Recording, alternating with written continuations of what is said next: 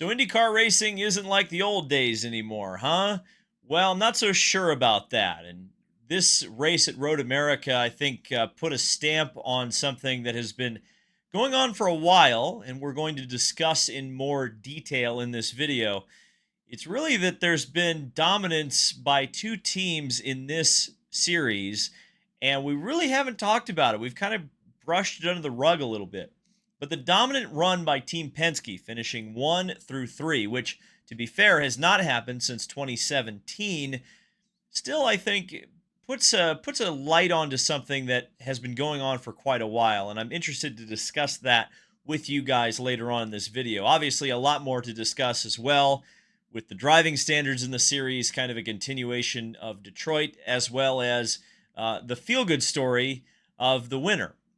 But first, I want to talk about something that broke last week that, if you haven't heard yet, 1963 winner of the Indianapolis 500, Parnelli Jones, passed away.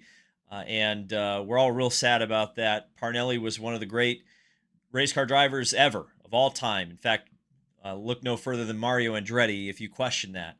Parnelli was a driver who excelled in everything. He excelled in sprint cars and dirt stuff, including the Pikes Peak hill climb. He raced stock cars. He raced Indy cars. He raced them all very well. Sports cars, Trans Am, all of it. And despite this, he had a fairly short career, at least, compared to his contemporaries like AJ and Mario. So you kind of wonder if Parnelli would have, if he kept driving, would have had an incredibly extensive career in terms of victories. But he went on to become a businessman, Firestone dealerships, as well as a race team, including Formula One starts for that race team. The VPJ team was one of the super teams, almost Penske before Penske to a certain extent in IndyCar racing. Parnelli had a couple of, or has quite a few family members involved in racing. PJ Jones did start the Indianapolis 500 a couple of years, had some good runs in kart as well. His brother Page should have gotten to the Indianapolis 500, but an injury in a sprint car race really hampered his career. And Jagger Jones was racing in Indy next last year, races LMP3 this year, and is still trying to climb that road to Indy. So the Jones family is still very much involved in racing, and we just our hearts go out to that family, and we're thinking about Parnelli, and we've been thinking about Parnelli since his passing for sure, and well before that. So just wanted to talk about Parnelli real quick because, man, what an incredible career, what an incredible driver. And of course, anytime a driver who has won the Indianapolis 500 leaves this earth, I think it's worth talking about in some detail. So, IndyCar Road America. It is it's the third consecutive race weekend where there has been a race, which I guess is a good change of pace versus the usual, which is the month-long breaks. Don't worry, they're coming back. Thanks, Olympics. But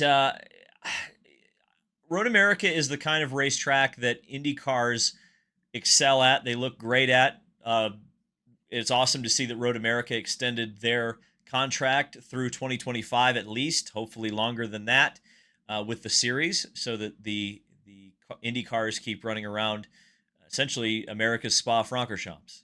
An incredible road course, one of the best, not only in the country, but in the world. And really, it's a great racetrack, although this particular race wasn't as spectacular as some of the races we've seen at Road America in the past. And I think the disjointed start to the race really had a lot to do with that, and that's where the meat of this discussion of this video is going to be. There was a great story on the pole position. Linus Lundqvist, his first pole position, driving for Chip Ganassi Racing. Marcus Armstrong, his teammate, started directly behind him in the third spot, but when they got to turn one, it was Linus who got a little bit loose, got nailed from behind from Armstrong, and it caused a whole schmozzle with other drivers like Colton Herta going around. Now, there's been all sorts of discussion about that. We'll get back to it in just a second, but certainly the start of the race, very disjointed. After seeing that crash, we also had Christian Rasmussen get into the back of Kiffin Simpson in a very odd accident in which Kiffin got spun off the final corner, got into the wall.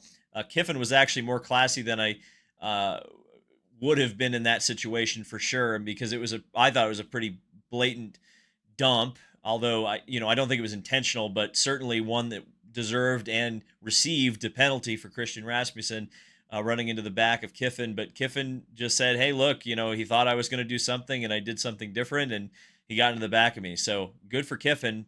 Kiffin actually had been having a very good, solid run of finishes throughout this season until recently. He was caught up in an accident not of his own doing in Detroit when Santino Ferrucci crashed into the back of Elio Castroneves and collected Kiffin. And then, of course, this one, which I would also not pin on Kiffin.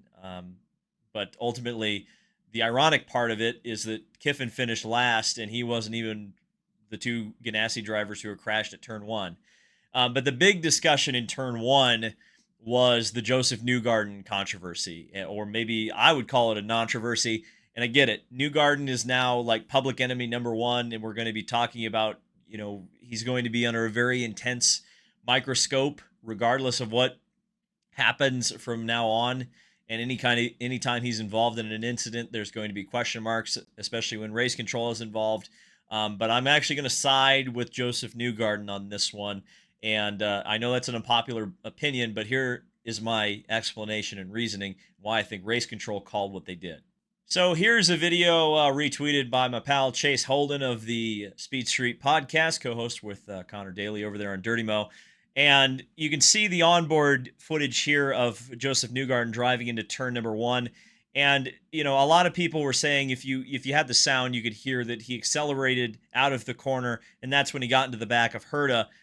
The problem with analyzing onboard footage and trying to place yourself in the driver's shoes is that particular onboard angle that you're seeing is not representative of what the driver sees. And to show you this, I actually went to Josef Newgarden's YouTube channel, and he posted a visor cam from Texas a couple of years ago. This is closer to what you see in an IndyCar. Now, your field of vision, you're obviously going to be focused further down the road. So, if you think about how your eyes work, you can see a lot in your peripheral, but think about when you're the most focused. You're looking directly where you're trying to look, right? You're not necessarily, you're perceptive of your peripheral vision, but you're not thinking about it, actively. You're very focused on a certain point.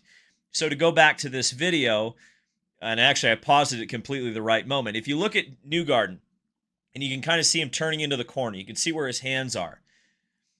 You can see how you kind of look into the corner when you're driving a race car. You do this in your road car too. You don't think about it. But when you're looking into the corner, you're not really looking. So if Newgarden is looking to the right, he's not necessarily seeing as much to the left as you would think. He's looking right now to the apex and the corner exit.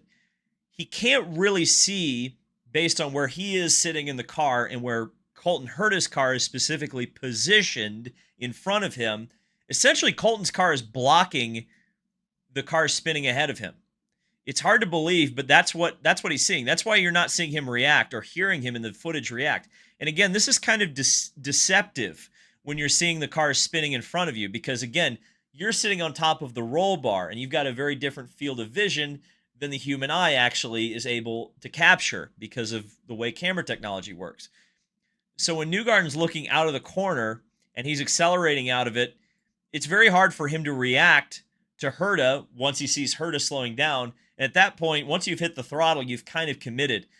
So yes, you hate to see something like this, but I wouldn't blame Newgarden for this. It's kind of hard to, for a lot of people, especially if you've got kind of the Newgarden hate blinders on, to understand that, this, I don't think Newgarden deserved a penalty for this. And I guess if you don't understand or, jive with what I'm saying, look no further than Long Beach. Same two drivers, different situation. Colton Herta got into the back of Josef, hit him pretty square, ruined his race, and Colton did not receive a penalty.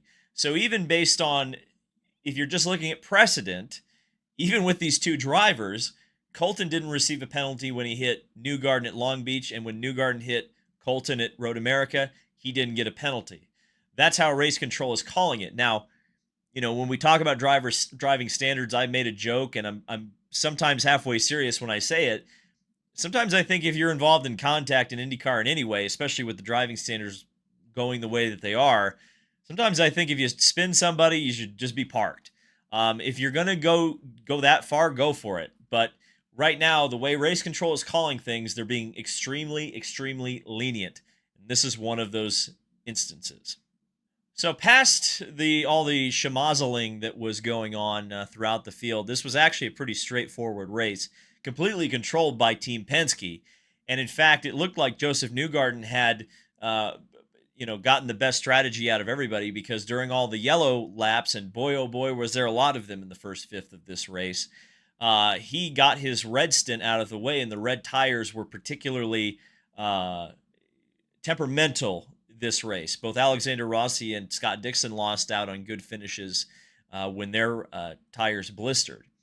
But it was Will Power that kind of pulled the blinder on everybody, overcutting both Scott McLaughlin and Josef Newgarden, coming out in the lead and being able to manage his tires and manage the lead and take his first win since Belle Isle in 2022. Hard to believe Will Power has been winless for that long, but he's had some struggles in his personal life.